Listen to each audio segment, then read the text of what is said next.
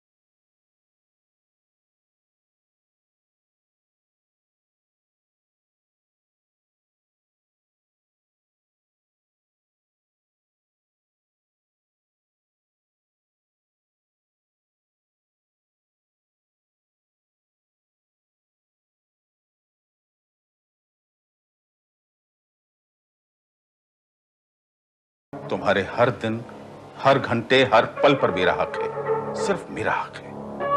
वो तो है darling, but I am extremely sorry for today. देखो स्मिता, जेके 5 बज चुके हैं, वो लोग आती होंगी, मुझे तैयार भी होना है। मैं फोन रख रही हूँ। स्मिता, अगर तुमने फोन रखा तो फिर कभी मेरी आवाज नहीं सुनोगी, कभी मेरी शक्ल नहीं देखोगी। देखो मैं बाय।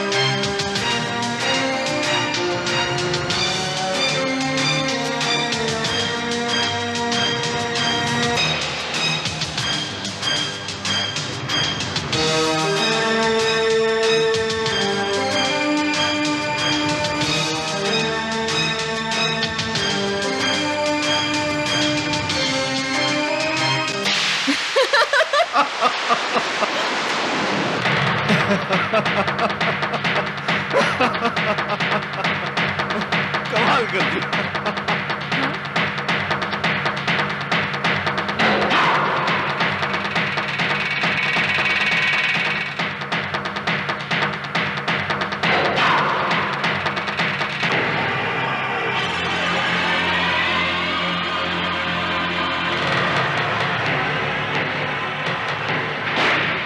काम हो गया मालकिन, मैं जाऊं? हाँ, लेकिन कल जल्दी आना। जी मालकिन।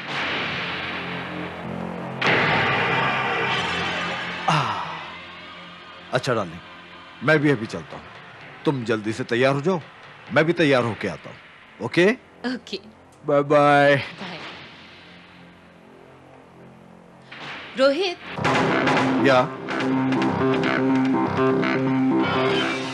जल्दी आना। डार्लिंग, यूं गया और यूं आया। मैं इंतजार करूंगी। अरे मैं आता हूँ ना अभी। Take care.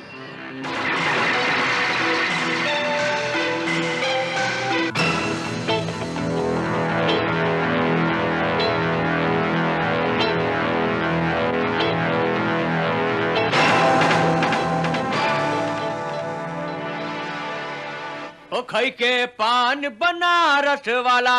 अरे कहो साहब, गाड़ी ढूंढ रहे हैं अपना? हाँ, यहाँ वो एक लाल कलर की मारुति खड़ी थी ना। गजब कटे हैं जी, गजब कटे हैं। अरे उसको तो आरटीओ वाले उठा कर ले गए हैं। वो देखिए, वहां पर नो पार्किंग का बोर्ड लगा है। Oh my God. तुम? हाँ, मैं। तो ये थी आपकी सहेली। Looking smart today. Have a sip. मैं तो सिर्फ स्मार्ट दिखता हूं, लेकिन तुम स्मार्ट हो। मेरे दिए हुए पैसों पर मेरे ही घर में किसी और के साथ अय्याशी कर रही हो। कम ऑन जेके, वो सिर्फ मेरा दोस्त है। अच्छा, सिर्फ दोस्त? और उस दोस्त के साथ शाम को बाहर जाने के लिए तुमने मुझसे झूठ बूटा? शायद तुम भूल गई हो कि तुम मेरी रखेल हो। You are my keep. हाँ हाँ, मैं तुम्हारी रखेल हूँ, लेकिन सारी जिंदगी में रखेल बनकर नहीं गुजारना चाहती। मेरी भी अपनी ख्वाहिशें हैं, अरमान हैं, सपने हैं, जिन्हें तुम कभी पूरा नहीं कर सकते। क्या नहीं किया मैंने? घर, कपड़े, पैसे, और क्या चाहिए तुम्हें? शादी कर लो मुझसे। दे दो अपनी बीवी मधु को तलाक। लेकिन वो तुमसे कभी नहीं होगा। अरे, जो आदमी अपना चेहरा इस दाढ़ी और हेड के पीछे छुपाकर मेरे पास आता है, वो मुझे क्या अपना नाम देगा? तुम्हें क्या पता अपने रिलेशंस दुनिया से छुपाने के लिए मुझे क्या क्या करना पड़ता है। लेकिन रोहित मुझे वो सब कुछ देने के लिए तैयार है जो मुझे चाहिए। रोहित मुझसे शादी करने के लिए तैयार है जेके। वो मुझे अपना नाम देने के लिए तैयार है। मैं अपनी जिंदगी से तंग आ चुकी हूँ, और रोहित, वो मुझे एक नई जिंदगी देना चाहता है। समझे तुम? नई जिंदगी।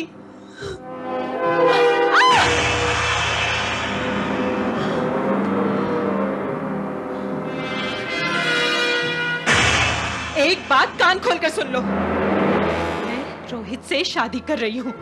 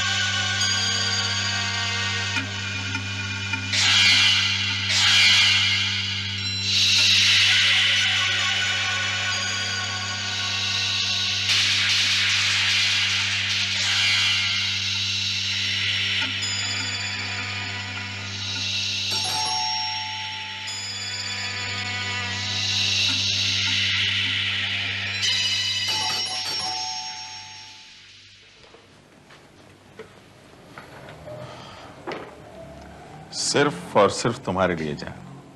Thank you.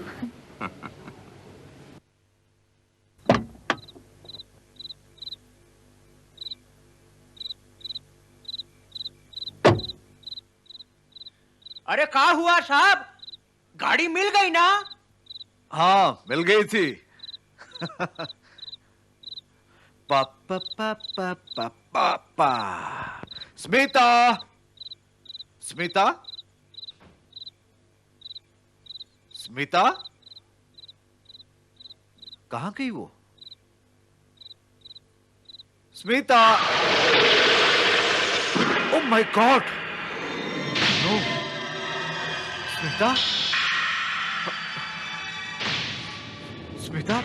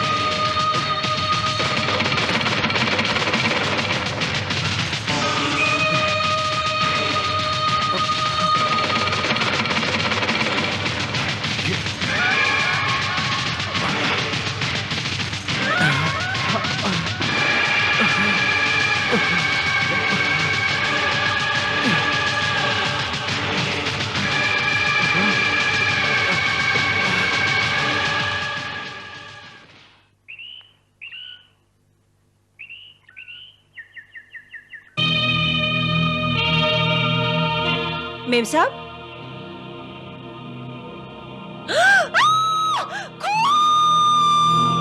मिलॉर्ड, केस बिल्कुल आईने की तरह साफ है। सिर्फ 6 महीने के बाद ही अदालत के लिए इस केस में जानने को कुछ भी बाकी नहीं रह गया है। पोस्टमार्टम की रिपोर्ट के मुताबिक कत्ल 5:30 से 6:30 बजे के बीच किया गया और मुलजिम रोहित उस दौरान मकतूला स्मिता के साथ ही था। इसकी गवाही स्मिता की नौकरानी शांताबाई, स्मिता के घर के सामने पान वाले पांडे जी और पुलिस वाले जिन्होंने उस दिन नो पार्किंग से इनकी गाड़ी उठाई थी, सब दे चुके हैं। कमरे की जो हालत थी और लाश जिस पोजीशन में पाई गई थी, इससे साफ जाहिर होता है कि रोहित और स्मिता के बीच किसी बात पर बहुत झगड़ा हुआ। बात हाथापाई पर पहुंच गई और गुस्से में आकर रोहित ने उसका कत्ल कर दिया और फरार हो गया।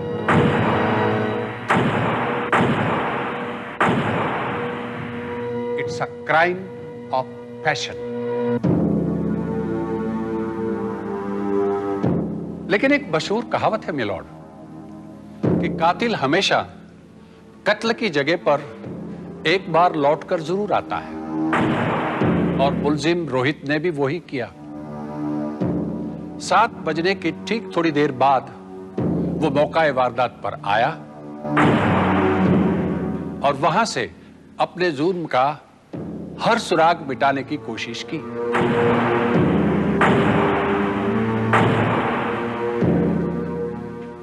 इसने बियर मग साफ किए, अपनी छोटी मोटी चीजें उठाई और जहां जहां भी अपनी फिंगरप्रिंट्स हो सकती थी मिटा दी। लेकिन इसे मालूम नहीं था कि जुर्म अपनी गवाही खुद देता है। तमाम कोशिशों के बावजूद मौका वारदात पर 6 जगह पर अपनी फिंगरप्रिंट्स और बाहर 3 गवाह छोड़ गया। It's an open and shut case.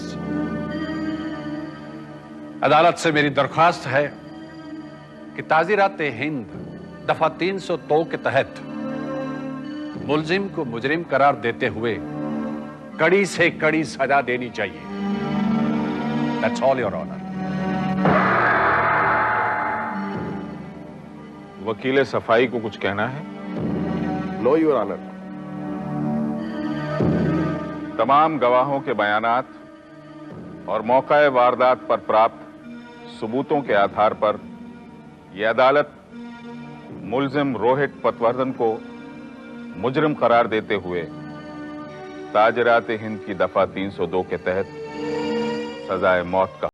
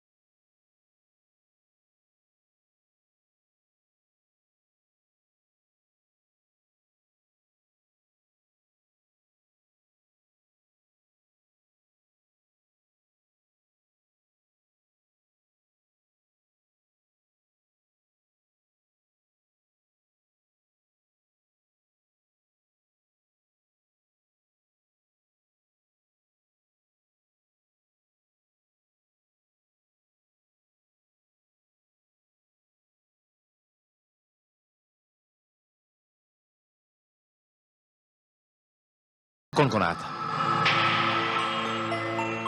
देखो श्याम जी, तुम्हें थोड़ा याददाश्त पे जोर डालना पड़ेगा, क्योंकि तुम्हारे इस बयान पे एक जिंदगी निर्भर है। कोई और तो नहीं आया था, पर रोहिते जी को अपनी ही गाड़ी के पीछे भागते हुए देखा था।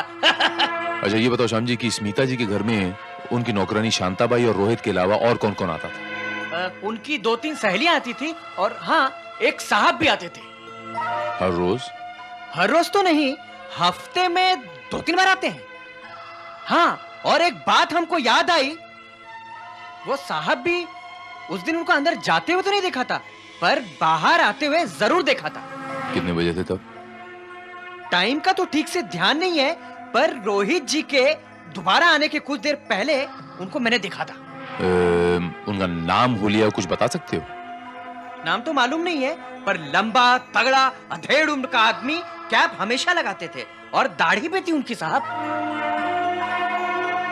इसके मायने ये हुए श्रीवास्तव कि कातिल कोई लंबा चौड़ा कदकाठी वाला और दाढ़ी वाला है। लेकिन सर दाढ़ी नकली भी हो सकती है, और इस शहर में दाढ़ी वाले और इस कदकाठी के लाखों लोग होंगे। हम कहां तक उसे ढूंढते फिरेंगे? Maybe you're right. स्मिता की नौकरानी शांताबाई से बात करते हैं। जी। शायद वो इस केस में कुछ रोशनी डाले।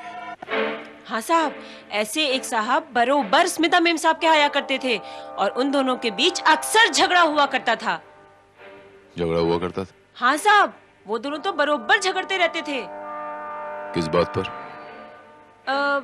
शायद किसी मधु नाम की लड़की को लेकर झगड़ा हुआ करता था। शायद वो उस आदमी की पत्नी रही होगी।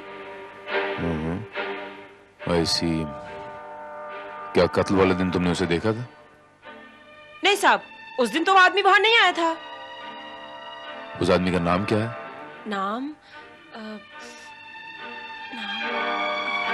एक मिनट। ये लाइटर दिखाना। ये लाइटर तो पाइप जलाने का लाइटर, तुम तो बीड़ी पी रहे हो। ये लाइटर तुम्हारे पास कहां से आया?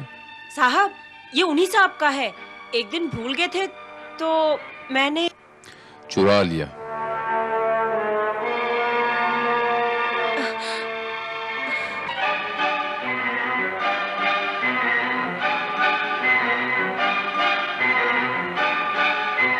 इस लाइटर के ये मायने हुए कि कातिल पाइप पीता है।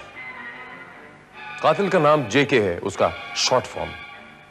उसकी पत्नी का नाम मधु है और स्मिता के तुम्हारे अलावा उसके साथ भी संबंध थे। जब उसे पता चला कि स्मिता के तुम्हारे साथ भी संबंध हैं, तो उसने स्मिता का खून कर दिया। बस तुम्हारे केस में यही तरक्की हुई है।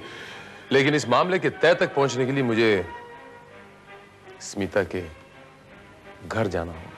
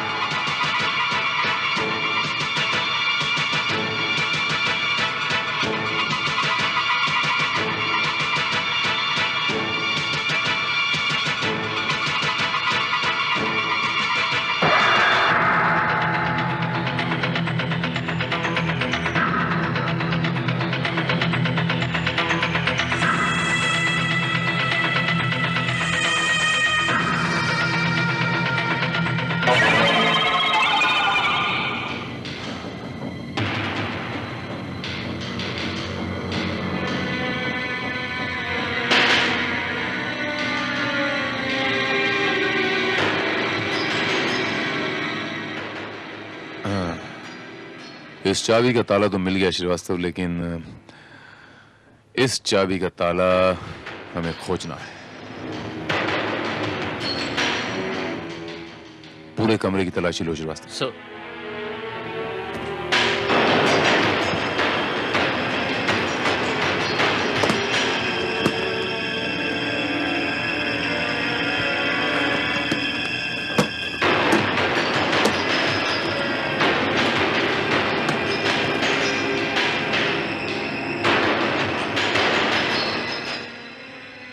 सर, सर ये डायरी मिली है। क्या खास बात है इस डायरी में?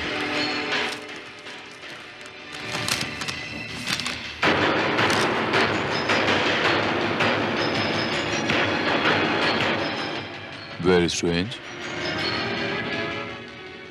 बाकी सारे नंबरों से पहले नाम लिखा हुआ है, लेकिन एक नंबर बिना नाम का।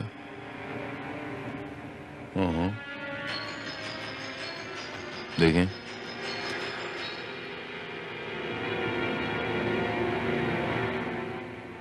Hello, district criminal court.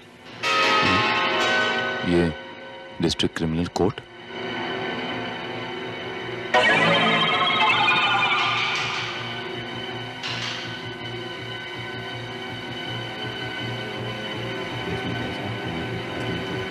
Excuse me sir. जी, यहाँ कोई मिस्टर जे के नाम के आदमी है? कोई वकील या कोई आप जज साहब की बात कर रहे हैं?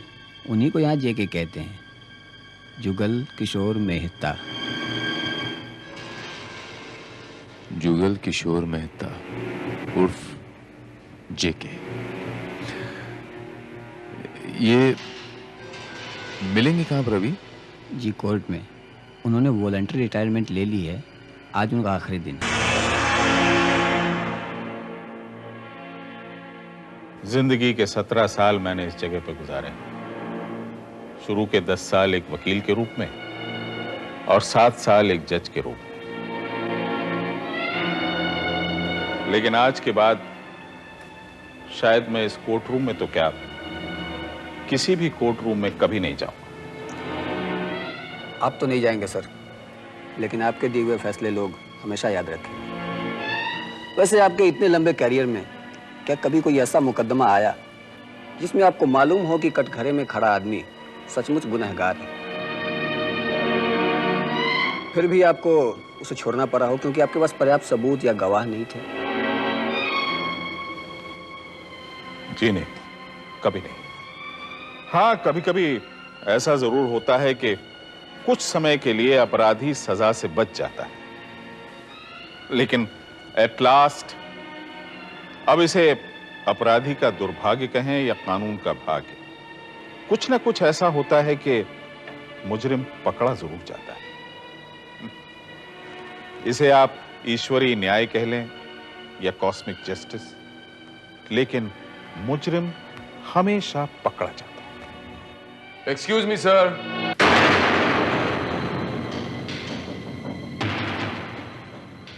सर, ये मैं मानता हूं कि मुजरिम कभी ना कभी कानून की पकड़ में तो आता ही है, लेकिन बाज वक्त ऐसा भी होता है कि कानून में कुछ कमियों की वजह से या यूं कह लीजिए बैड लक से कोई निर्दोष कानून के शिकंजे में फंस जाता है। मैं आपसे पूछता हूं सर, क्या कभी आपके सामने ऐसा कोई केस आया जहां आपको पता है कि वो इंसान जो कटघरे में खड़ा है वो निर्दोष है, सारे गवाह और सबूत उसके खिलाफ हैं, लेकिन फिर भी आपको उसे सजा सुनानी पड़े? जवाब तो मैं दूंगा, लेकिन आप? सर, ये इंस्पेक्टर भारत, क्राइम ब्रांच से। Oh, hello inspector. Hello sir.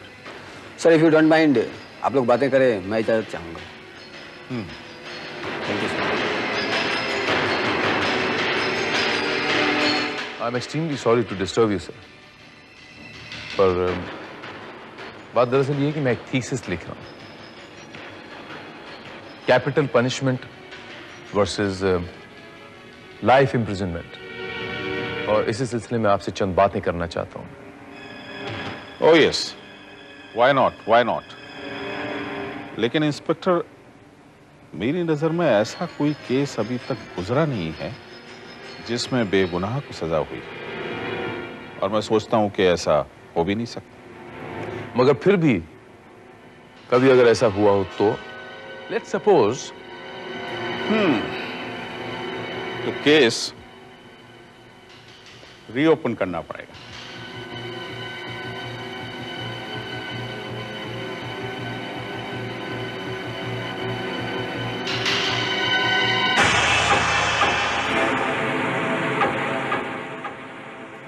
इसे तो नहीं ढूंढ रहे आप ही का लाइटर है, अभी अभी बाहर मिला मुझे।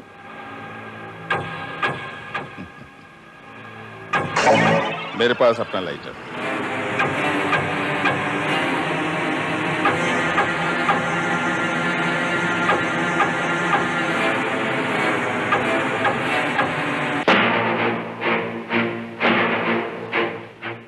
हाँ सर, मैं आपसे ये पूछना चाहता था कि आपको इतने सालों का तजुर्बा है, फिर भी किसी की शक्ल देखकर, सिर्फ शक्ल देखकर ये तय करना कि ये गुनहगार है या नहीं, थोड़ा सा मुश्किल काम होता होगा ना सर? आपका क्या ख्याल है?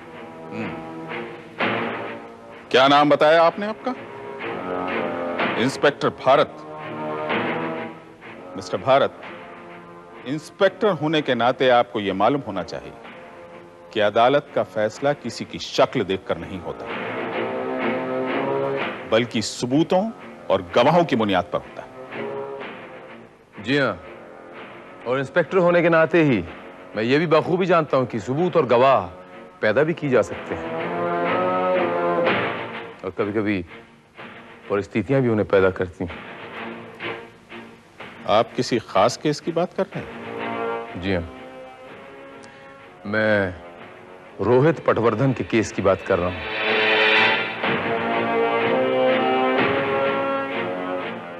जिसे कुछ दिन पहले आपने मौत की सजा सुनाई थी, कैपिटल पनिशमेंट। आप शायद स्मिता मर्डर केस की बात कर रहे हैं। जी हाँ सर। लेकिन उसने तो हाई कोर्ट में अपील की हुई। मुझे नहीं लगता कि वहां भी कुछ होने वाला है, क्योंकि सारे गवाह और सबूत उसके खिलाफ हैं। मैं मानता हूं सर, लेकिन अदालत में यह भी तो साबित हुआ था ना कि रोहित पटवर्धन ने यह खून गुस्से में आकर किया था। It was not cold blooded, well planned, brutal murder. फिर भी आपने उसे उम्र कैद के बजाय मौत की सजा सुनाई। पूछ सकता हूं क्यों? Inspector, how dare you question my judgement? अपनी औकात भूल गए हो तुम। I am sorry sir, I am sorry अगर मैंने आपको हर्ट किया था। थैंक यू वेरी मच, आपने मुझे इतना समय दिया।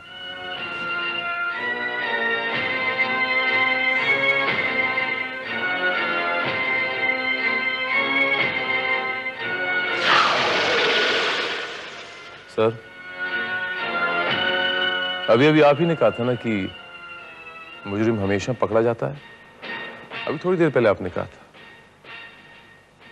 मैं भी इसी बात में यकीन करता हूं कि मुजरिम हमेशा पकड़ा ही जाता है।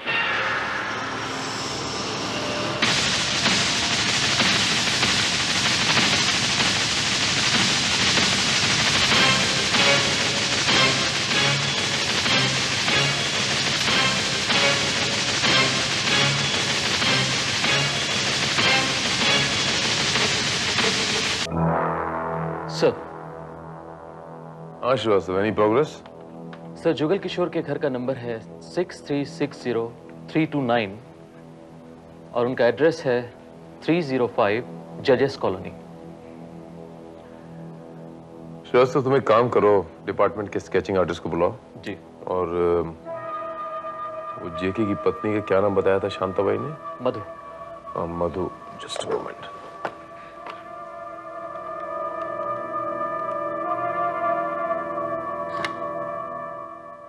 Hello, Can I speak to Mrs. Madhu Jugal Kishore, please? Yes speaking. देखिए मिसेस जेके, मैं इंस्पेक्टर भारत बोल रहा हूँ। मुझे आपसे कुछ जरूरी बातें करनी है। मैं कब मिल सकता हूँ आपको और कहाँ? Okay, thank you.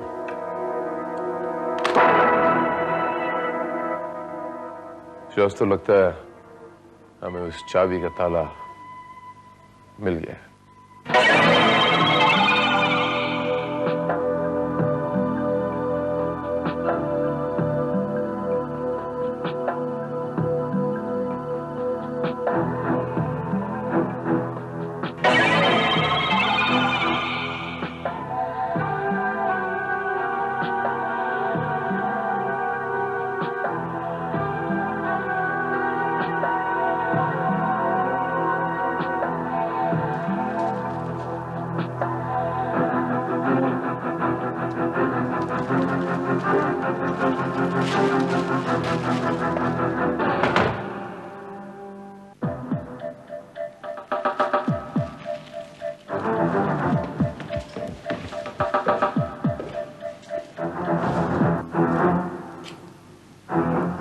अंधेरा क्यों है? ये मधु कहाँ गई?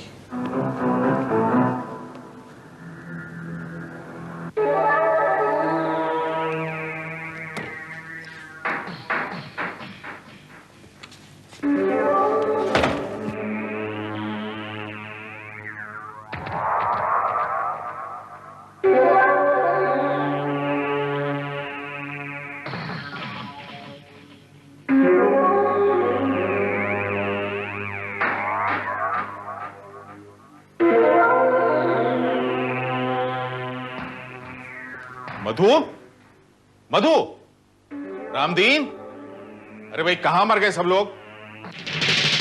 कोई नहीं मरा जज साहब, न मधु न रामदीन, और अब तो रोहित पटवर्धन भी नहीं मरेगा। मरी है तो सिर्फ स्मिता, स्मिता वाटकर। तुम? जी हां, जस्टिस जुगल किशोर उर्फ जेके। आपने कहा था ना कभी कि कानून के भाग्य से और कातिल के दुर्भाग्य से कोई ना कोई ऐसी चीज हो जाती है कि अंततः कातिल पकड़ा ही जाता है। आपने कहा था ना। ये देखिए,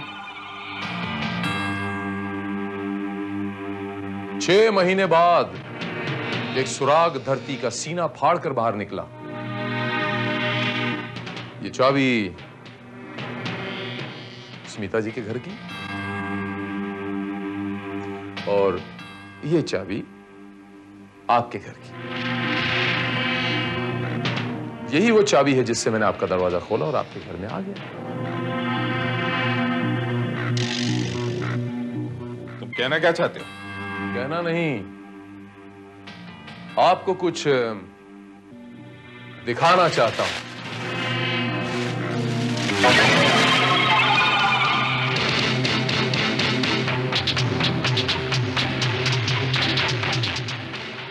तो मेरा स्केच है, इसमें क्या दिखाना चाहते हैं? क्या खास बात है इसमें?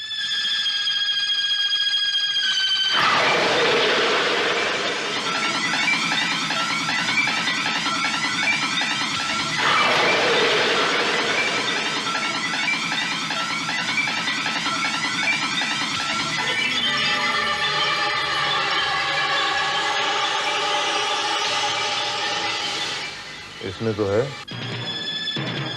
कौन है ये? मैं इसे नहीं जानता। शांताबाई,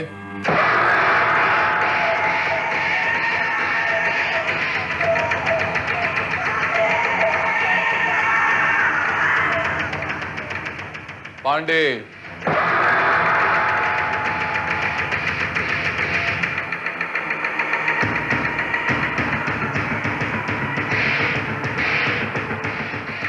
ये लोग इस चेहरे को बड़ी अच्छी तरह जानते हैं।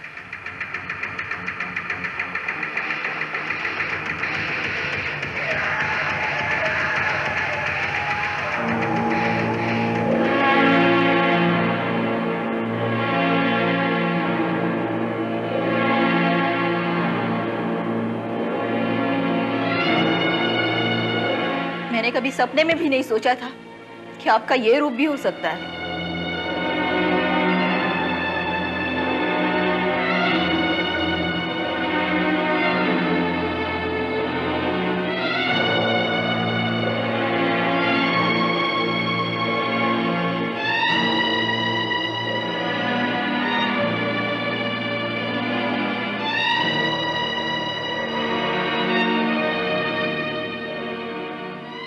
आपकी खामोशी बता रही है कि आप भी इस चेहरे को पहचानते हैं। अब आपका क्या कहना है जस्टिस जुगल किशोर? कि हाई कोर्ट में रोहित पटवर्धन केस जीत जाएगा या हार जाएगा?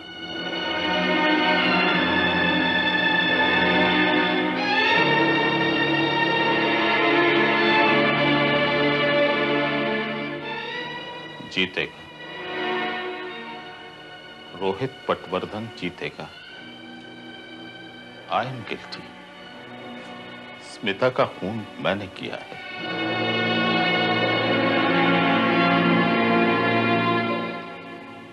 गुनहगार मैं हूं। कानून पर मेरा विश्वास आज एक बार फिर सच साबित हुआ।